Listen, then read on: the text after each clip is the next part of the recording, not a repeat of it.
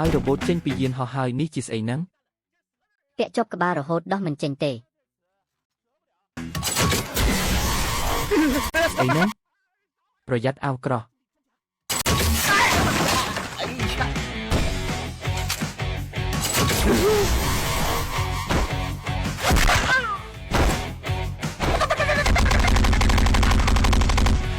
លោក ខ្ញុំពួលសិន យ៉ាងម៉េចហ្នឹងនេះមិនទាន់បានពាក់កណ្ដាលផងមិនក៏ទុកចិត្តមិនបានទៅបុកគ្នាហើយ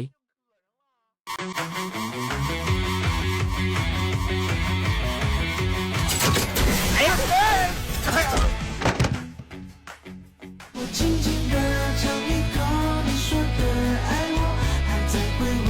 你给过的温柔。 ឆាប់ជួយបិទភ្លេងនេះឲ្យខ្ញុំផងថ្លង់ចង់ងាប់ហើយតេលេបាត់ហើយពួកយើងខ្លាយជា 3 body ហើយគ្មានវិធីដោះស្រាយទេម៉ែឲ្យទីបំផុតឈប់ហើយ ក្លិនមាត់ឯងពិតជា ក្លិនស្អុយណាស់ខ្ញុំទៅធ្វើជាអ្នកតំណាង